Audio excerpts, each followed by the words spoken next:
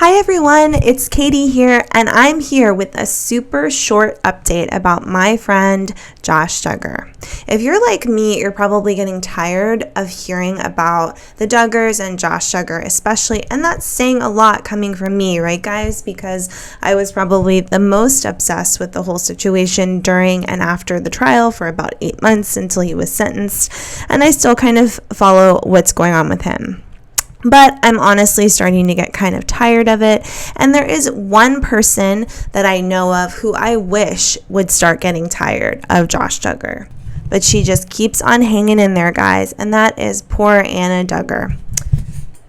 Ashley's Reality Roundup is reporting that a brand new source came forward to talk about what's been going on in prison with Josh. So I just want to share some of the most recent information. It's going to be a super quick video about some of the stuff I've been seeing that's going on with Josh, but I haven't really reported on much because it just seemed like a bunch of BS and who cares about it anyway. But when you put it all together, it does kind of create a picture of what's going on with him in prison. So a couple of weeks ago, a source came forward and shared information about Josh's job in prison.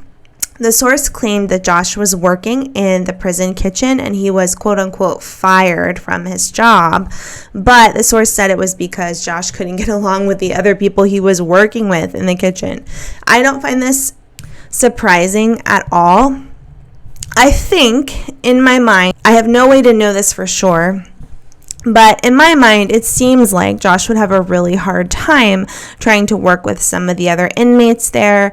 I would imagine that there are several people there who are going to make fun of him, take advantage of him, treat him badly, and bully him. And I would think that the prison itself has to be very careful about anything happening to Josh Duggar, because that's the last thing they want. And it's the last thing that I want, for Josh to get hurt in prison, because that's just going to mean that he will sue the state or the federal, whoever he can get money from. He'll sue them and, get a nice little nest egg put aside for himself when he gets out of prison. And that's not something I want to see happen for him. So I'm grateful that the prison, from what I've read, seems to be looking out very much so for his safety. And I think that has something to do with why he was quote unquote fired from his kitchen duties. I think the guys in there couldn't deal with him and it was looking like he may get hurt. Okay. So the second bit of information I want to share with you just came out, it's yesterday for me. It's from the Ashley's Reality Roundup.com. I like the website and I check it out, especially for Duggar news. Ashley is reporting that they have a source in the prison who is giving a lot of information about what's going on with the Duggars. Ashley writes, Josh Duggar has been in a Texas prison for a few months now, but the Ashley hears that his devoted wife, Anna, is doing everything she can to keep their marriage going, despite Josh being sentenced to 12.5 years in prison for receiving CSAM materials. According to the Ashley's Behind the Bars sources, Anna has been visiting Josh faithfully every other weekend, despite the nearly 6-hour drive from her home in Arkansas to the Federal Correctional Institute, Seagoville, where Josh is housed. While Anna continues to visit Josh faithfully, even recently visiting on back-to-back weekends earlier this month, due to the fact that Anna was nearby attending an event in Texas, the Ashley's sources tell her that the couple is actually at odds over one topic: whether or not Anna and their 7 kids should move to Texas. According to the Ashley source, Anna is currently looking for a home for her and her kids that is close to the prison. However, Josh, who recently filed an appeal, is unhappy that Anna is planning to move to Texas. He thinks he is going to beat his appeal and feels his wife's move is unnecessary. He tends to think they are going to reverse the case, the source tells the Ashley, adding that this has caused some tension for the couple. Quite interesting. I actually wonder if Josh Duggar is too busy getting like fan mail and writing back and forth with women who are willing to talk about inappropriate things with him, and he doesn't really want his wife around all the time. Josh and Anna had a dispute on the phone, and Josh went 2 days without talking to her. Can you believe he went 2 days without talking to her? which is big because he calls every day. He went 2 days without talking to her. What a piece of shit. Like, let's be honest here. You did what you did, and Anna, come on, girl. Come on. I can't even. Now you are supporting this piece of crap to the point where I'm starting to dislike you as well. I have to say, I really want to speak light about Anna because I think that she's a victim and she's been through a lot. And I do not believe there's any direct evidence that Josh has hurt his children. And so I really want to speak, about her in a way that recognizes that this is a very difficult spot for her to be in. And yet, when I hear the possibility of crap like this, that, Josh is punishing her by not talking to her, oh, girl, do not give him that kind of power in his shit life. He does not deserve to have anybody waiting on him, anybody supporting him. He does not deserve to have somebody to put down like that. So the source claimed that Josh currently has 500 phone minutes a month, but he doesn't have access to email due to his charge. An inmate with an S offender charge doesn't get email privileges, the source tells the Ashley. An inmate with an S charge must prove himself with no trouble and time under his belt. Josh applied to the warden for email privileges, but he was quickly denied. Oh, thank God. That kid should definitely not have email. He's just going to create salacious, inappropriate relationships with young women on the internet. That's what he's going to do. I'm not even talking about CSAM. That's another issue for him. I'm sure that would be very well guarded in the prison. But any J dating website, you guys, I don't know if you listened to my video where I went over J date or something, which is a website where you can date people that are in prison. I'm sure he'd be all over those. This source goes on to claim that Anna Duggar seems tired, broken, and worn out during her visits with Josh. Of course, she's driving all this way. She's been through hell over the past several years. Who knows how many people are kind of turning their back on her because of the way she's supporting him. She's got the kids by herself. I don't even know. What a crazy, horrible situation to be in. This source said his actions appear to have really affected her. No shit. In fact, the Ashley can reveal that Anna recently sent Josh some faith-based books that she feels will help their relationship. She sent him the book Draw Close, a devotional for couples, the source tells the Ashley. Each devotion page begins with a story and includes a brief meditation, a relevant scripture passage, and application questions to help make the principles a reality. I'm all about religion. I think, religion has helped me in my own life in many ways, but I just think this is too far gone.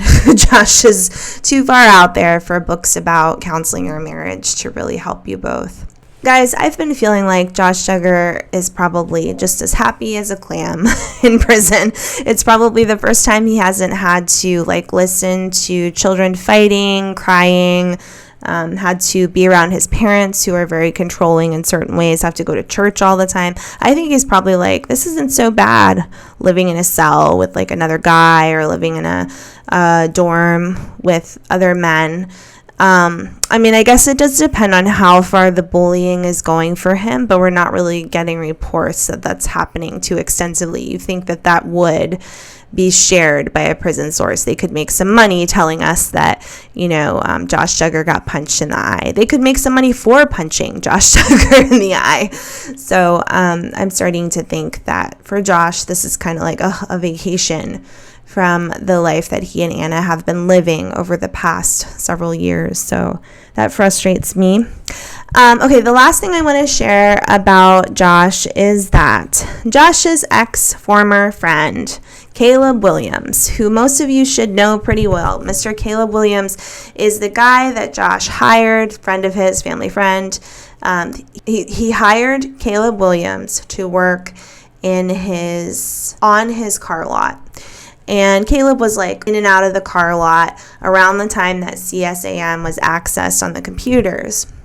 But as we all know, during the trial, it came out that Caleb Williams, he wasn't in Arkansas. He wasn't at the car lot on at least a couple of the days where the CSAM was accessed. Now, Josh's attorneys, they wanted to be able to say, hey, look, he could have remotely accessed it. He could have set up the computer, when he was actually there, and then remotely accessed it.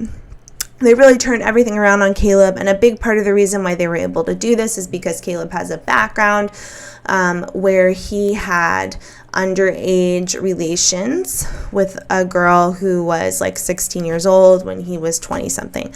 Go check out my other videos if you want to learn more about that. And because of that, they really wanted to showcase that this guy has a history of doing inappropriate things, and he probably did it again, and that it is not Josh Duggar that committed these crimes. Okay, so over the past year, Caleb Williams has been on a bit of an odyssey, even a crusade, to sort of like clear his name in certain ways. In the beginning, I was unsure, but a part of me felt kind of bad for the guy. Like, who knows, maybe this situation is more complicated than just he did something wrong with a young girl. We've been told that he was engaged to this girl, and he says that he and the girl had consensual relations that led to the girl getting pregnant. Now, we don't know if that's 100% true. We've never heard from the girl. But, I said in my mind, like, who knows? Caleb has been through a lot. Like Anna, he's a victim in his own ways. But over the past year, Caleb has given statements to different people. He has hopped on the back alleys of social media pages like, Reddit, Instagram, Twitter, constantly giving out statements, kind of self-aggrandizing statements about how, one, he didn't commit these crimes, but two, he's actually a pretty good guy.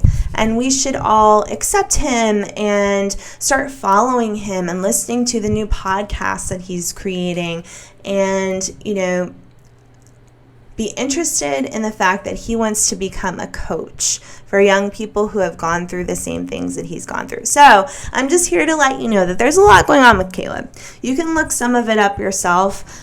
I'm not going through all of it here, except to say that Caleb has a Twitter page, and he has an Instagram, and he has a TikTok, and he's been posting all these things trying to rebrand himself. He's posting pictures of himself trying to look a little bit, in my opinion, like a GQ model, walking down the street with the jacket slung over his shoulder.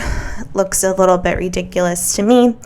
And he's saying that essentially he wants to do coaching and advocating for people who have been through difficult situations like he has. Specifically, men who have been accused of crimes against people under the age of 18.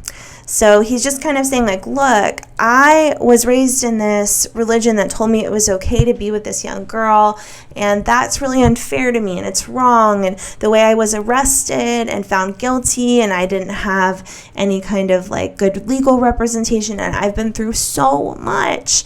I want to help other people not get in that situation and know their rights. And so he posts, all over his Twitter, know your rights. If a police officer comes up and they want to see your phone, you have a right to say, no, don't look at my phone. You're not looking at my car. So he's trying to tell people, give them tips on how to not get caught having done something that would be considered illegal.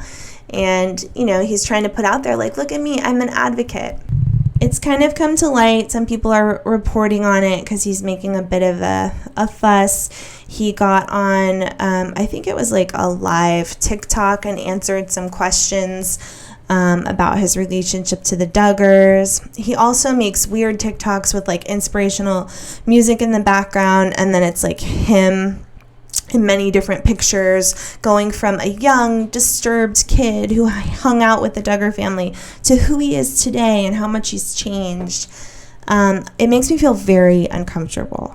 I've never seen anyone react like this to a similar kind of situation. I think most people want to kind of move past and have some privacy in their lives around a situation where they had a close family member or a friend get accused of something so heinous, and then the person tried to turn it around on them. You know, I really have found his behavior to be quite odd, and almost like sociopathic. And I do wonder, like, what demons are in his closet. He's given some interviews. You can check out his interviews on the Sojo Files, and he also did one Without a Crystal Ball, and now he's allegedly starting a podcast, which I will not be listening to. But I just wanted to let you guys know about Caleb Williams. Maybe post his picture around if you have young girls. You know, let them take a look at this picture and say, big red X, no to hanging out with this guy, because, you know, I don't want to be judgmental, but his behavior is inappropriate for the situation we've seen him go through, and it concerns me. All right, everybody, I just wanted to put out a video about these few things that are going on with Josh. I'm so grateful that it is almost Halloween time, because that is what my focus is on right now. I've been spending a lot of time decorating. We have like this big competition. For those of you who don't know, I live in Kuala Lumpur, Malaysia. So real quick, I'll tell you that in order to give my kids like a good Halloween, they don't celebrate it here. We do at the place that I work, we do a huge Halloween celebration for our American children. And the kids are going to be able to come to my job and go around and do trick-or-treating. And it's going to be early. This Friday we're doing it. And I've been spending so much time and effort decorating my entire office. Everybody has to pick a theme. And I picked Mario Brothers because my son, who is 5, loves Mario Brothers. And we have been having a great time decorating. He and I have been making like a Mario Kart together from styrofoam for him to like sit in. We have a special Mario Kart game that we're going to play with kids in the office. And I bought everyone in my office like Mario Brothers costumes. We've got Mario, Luigi, Princess Peach. We've got mushrooms. We are just so excited, and that's my focus for the next couple of weeks. I hope you guys are having a great time at home with your own families, getting ready to celebrate something about October if you don't celebrate Halloween. But this is my favorite time of the year, guys. Halloween, Thanksgiving, and Christmas. I'm looking forward to it, and there's so much to celebrate. And I hope I will see you guys back here soon. I'm going to have some more Sister Wives content coming out shortly. I hope you have a great day, a wonderful night, and I hope you take some time to head down your own rabbit hole.